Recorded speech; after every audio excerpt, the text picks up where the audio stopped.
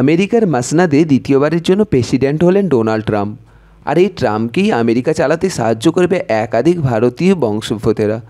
আর এই ভারতীয়দের ওপরেই ভরসা রাখছেন আমেরিকার প্রেসিডেন্ট ডোনাল্ড ট্রাম্প। কারা থাকছেন আমেরিকা সরকারের সহযোগী মন্ত্রী হিসাবে? শ্রী রামকৃষ্ণন, যিনি নিযুক্ত হয়েছেন হোয়াইট হাউসের কৃত্রিম বুদ্ধিমত্তা অ্যাডভাইজার হিসেবে। ইনি চেন্নাইয়ে পড়াশোনা করেন তামিলনাড়ুর ইঞ্জিনিয়ারিং কলেজ থেকে। 2005 সালে আমেরিকায় বসবাস শুরু করেন ইনি। ফেসবুকের কর্মী ইলন মাস্কের ঘনিষ্ঠ বলেও পরিচিত। কাশ্যপ প্যাটেল FBI ডিরেক্টর পদে নিযুক্ত হলেন ইনি। এনার পুরো নাম কাশ্যপ প্যাটেল। ইনার বাবা মায়ের বাড়ি গুজরাটে। অবশ্য ইনি নিউ ইয়র্কে দীর্ঘকাল ধরেই রয়েছেন। ইনি রাম মন্দিরের কট্টর সমর্থক। ইনি অবশ্য আগের ট্রাম্প সরকারেও নিযুক্ত ছিলেন।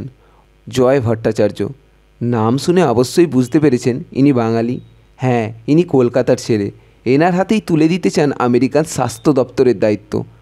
উচ্চশিক্ষার জন্য আমেরিকাতে আছেন জয় ভট্টাচার্য। স্ট্যানফোর্ড বিশ্ববিদ্যালয় থেকে অর্থনীতি নিয়ে পড়াশোনা করেন।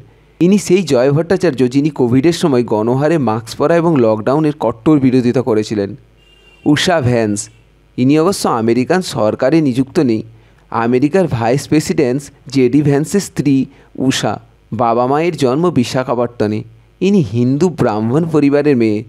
সবশেষে অবাক করার বিষয়, জেডি ভ্যান্সকে নিরামিষভোজী করার জন্য সম্পূর্ণ ক্রেডিট উষার। যেই ভ্যান্স মাংস ছাড়া বাঁচতে পারে না, তিনি নাকি বউয়ের কল্যাণে নিরামিষভোজী হয়েছেন।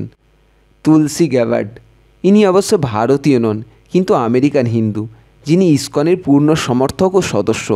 ইনি ট্রাম্প সরকারের ন্যাশনাল ইন্টেলিজেন্স এর মতনই গুরুত্বপূর্ণ পদে নিযুক্ত হয়েছেন।